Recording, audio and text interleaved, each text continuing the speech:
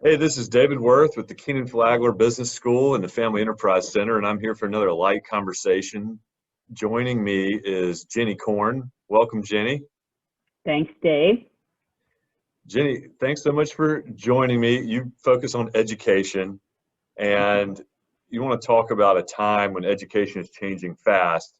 This is it. You focus specifically on innovation in education as a specialty of yours, so I thought it would be an awesome time to talk with you because that is obviously the main purpose of Keenan Flagler is to send people out in the world who do great things. And initial question is remote learning difficult because it's a change, or is it difficult because it's like a not meeting the needs of kids? Let's see. I think both. I think for some, so part of my work for many years, I worked over at the Friday Institute at NC State and really kind of focused exactly on this issue, on what does high quality remote learning look like. I was doing that as a researcher evaluator there at the College of Education. And what we learned then in all the studies was that it really requires a special commitment to, from the teaching perspective, on collaborative learning and communication, responsiveness. And as people were building those models, it was never with every kid and every single teacher for every classroom. Like really a lot of the work and a lot of the recommendations were on blended learning models so that kids had an opportunity to develop those relationships both with one another and with their teachers in person. And then the online learning at your own pace really became a way to supplement and let them get to the curriculum, the documents, the resources when they needed them. And so what's happened now is it's like flipping a switch, and there's also teachers that are really good teaching online and ones that are not. And so what's happened in this situation is that every single teacher, regardless of what training they've had in the online learning space, even their kind of teaching characteristics, what makes them a good teacher, they haven't had an opportunity to really translate that into an online space. And for every single kid, the amount of time that kids are having to spend right now learning every single subject. I think that's what's not just in the K-12 system, but in our university system and our community college systems too. But I do think that there's a lot of good practices going on. My daughter, I have a 10-year-old daughter, she's a 5th grader, and her teacher uses this, a very kind of low-tech way for him to know that they're following along. He gave them 2 plastic cups, a red one and a green one. And when they're following along and understanding, because he's teaching in real time, they have their green cups up. And when they get confused, they flip it to red. And so it's just like a really low-tech visual way for him to be able to look at his class, even if they're on tiny little squares on Zoom, like he would do in a classroom to check for understanding. So I think our teachers are trying to be creative with that, and kids are trying to, are trying to do their best too. But I think that's where we're running into some difficulties just having to switch so quickly at scale. My kids are in public education and public school, I should say. So one thing that I hear from people that I think is worrisome, or I just thought I wanted to talk with you about, is this show is called Light Conversations, but it's a little bit on the heavier side. What worries me is what in North Carolina especially, why is there an essential versus non-essential designation being applied almost to private and public schools? Like, why are the private schools able to go back in person and the public schools are almost like the incubator for the new ideas, the application of these new technologies? It just feels very stressful, and yet a good portion of North Carolina, just as our state as an example, is not really experiencing maybe the level of stress that I know a lot of people are. I mean, what do you think about that? So I would say that in a lot of our rural counties, they're going back.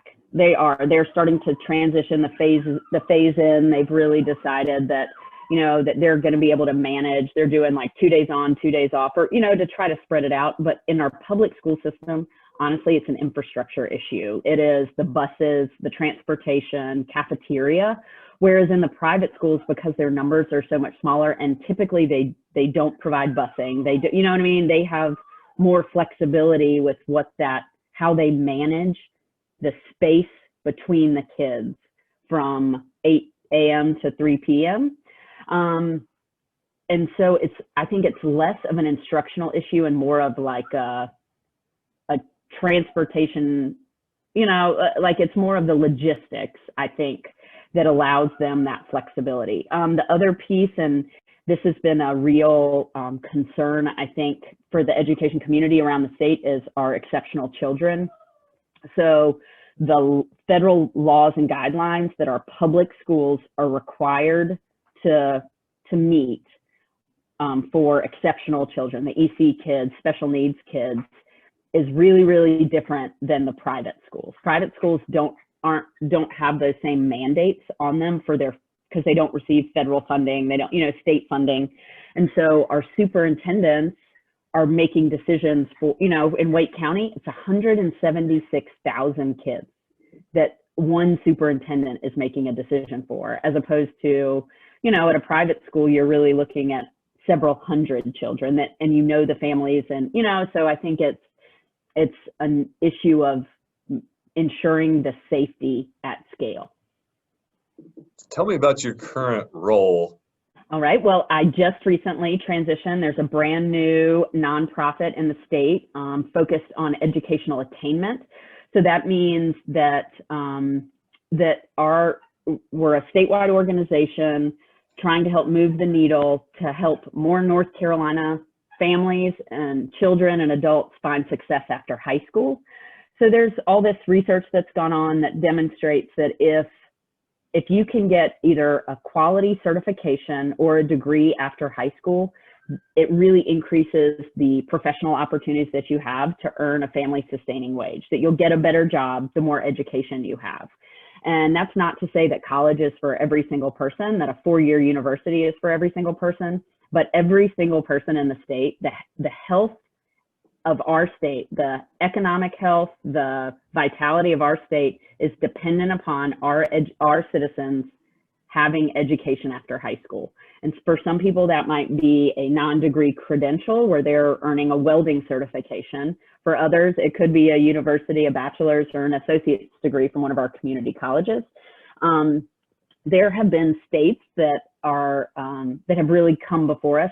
The state of Tennessee has spent the past 5 years, or 10 years, I'm sorry, really driving on the importance of education after high school. And they set a statewide attainment goal, and they've really been investing a lot of statewide resources and helping more folks in Tennessee understand how important it is, and then earn associate's degrees, earn community college degrees, earn certifications. And so North Carolina kind of took up that mantle about a year and a half ago. There was a statewide commission led by President Spellings when she was at the head of the university system to set a statewide attainment goal. That work went on for about 18 months. And when I was at NC State University, my staff we kind of staffed the commission. We did a lot of data collection, we support, you know, policy briefs, research briefs. And then when myFutureNC was established, the statewide attainment goal, we transitioned to a nonprofit in November. And I came on board to be their Director of Strategic Initiatives, which is really focused on facilitating kind of cross-sector collaboration at the state level. So looking for places where the community college system can partner with the K-12 system, or economic development workforce boards might want to partner with the universities and the community college system. So really thinking about that education to workforce continuum, that entire drive from high quality pre-K programs all the way through labor market alignment at the local level. So you may have had this same teacher, because we have gone through some of the same schools over the course of our lives, that would really push us to think about things in a different way. And this was Mr. Harris in the humanities class. One time he asked us in class, why are you here? And I remember what he said is, after we all responded that we were trying to learn and get good jobs, he said, no, you're here to keep you out of the workforce. And at the time, it was shocking to me that somebody might be putting me somewhere to basically keep me away from their job or their economic, there was an economic incentive to have me in school. But over time, after reflecting on it, I started to think, okay, education probably can be like a way to keep people occupied and like literally kind of just like in an area, and you can just sit there and not soak it up. But it motivated me because it's like, all right, we can do that, or the best case scenario is you make something out of it and go out in the world and add value to you, to people around you. So one question I had for you is, how do you deal with quality and quantity? Like, it's not as simple as just like getting everybody into a school, because you can get people into a school. They still have to learn, like, what in your world, if you're trying to get more people into kind of secondary education, or how do you make sure that it's valuable? Because I do hear some people say sometimes, like, just get a trade or like a specific skill that you can apply out in the world. Like, how do you make those decisions? How do you all decide on that level of decision making, I guess? Is that fair? So, You're like, yes. I did not prep you with this question, by the way. So. No, well, and I love Mr. Harris reference. You know, he's one of the best teachers in the state, I think. You know, he inspired and challenged us every single day we were there about why, exactly your point, why we were there. And I have a lot of great memories of being in his class, but it was really tough. And it was not everybody at Page High School that got to be in his class. You know, I think, or did well in his class. But to your question about how do you help, two things come to mind in response to that question. Is one, the state has been working, there's this like cross-sector group, it's been working on this thing called nccareers.org. So what's happening, there's been this trend where helping kids kind of earlier on figure out the match between their like personality, what they're interested and good at, and then what is the right educational path, right? So there's this, they've been working on it for a while. It's Commerce and Community College System, DPI. And so you go and there's this place where to do like a career inventory, but then it doesn't just stop there. It's like, okay, you're really creative. You're really good at working with your hands. Here's some careers that might be a good fit for you. And here's your potential earning ability with those careers, depending on where you are. And there's also this, a tool, a budget calculator. So it kind of gives you a chance to see, what do you really need to earn to have the lifestyle that you want, you know? And I actually took it. It was really interesting. And I was like, oh yes, I'm going to need to make a lot of money so I can go to very nice restaurants. Cause like, ask like how important it is for you to go to a really nice restaurant once a week. I'm like, very important. And so, you know, so it really helps you kind of see what would you need to earn annually to have the lifestyle you want. And then it shows you, okay, given you grew up in Greensboro, so you probably want to go to school around here. At UNCG, you could get a degree in this and it would cost you about this, or you could go to GTCC and get a degree in this and it would cost you about this. And so it shows you that return on investment, which I think is a really interesting kind of powerful way to get high school kids, middle school kids, I mean, even honestly, adults, you know, thinking about how all those pieces need to fit together. And then on the other side, from like a statewide policy perspective, I'm involved in this initiative called the NC Workforce Credentials Initiative. And it's about identifying non-degree credentials that North Carolina should or could value because they help people earn good jobs in places where employers are hiring. And so that's a really, like a family sustaining wage sort of job in places where employers in North Carolina are hiring. And so there's some other data tools that Commerce has. There's this thing called the Star Jobs. It's a database that shows you all the job openings in the state of North Carolina, and then their kind of degree, like potential earnings potential. And so you kind of have this thing where you're helping people make decisions on that they'd be able to get a job that allows them to earn, to have a wage that could sustain a family. And it's kind of trying to use data to help guide some of those decisions at the state level, right? These like policy decisions that we're making, as well as this kind of nccareers.org that is much more individualized and personal. When you and I were in school, I don't remember ever really having a conversation with our guidance counselor, or maybe Mr. Harris, about what we wanted to be when we grew up, and there really wasn't a question about whether we were going to a four-year university. That was part of our experience, but that wasn't, that's not true for a huge majority of the students that are inside the K-12 system and the adults coming out. So our community colleges are really serving the populations of students, whether as for short-term training or for those associate degrees.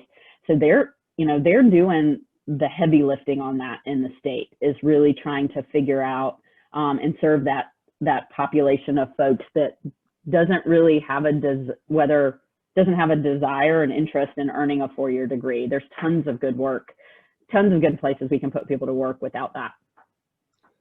I was just thinking, is it possible that I would take one of these evaluations and it would tell me that I should be like a TikTok superstar and a professional gamer?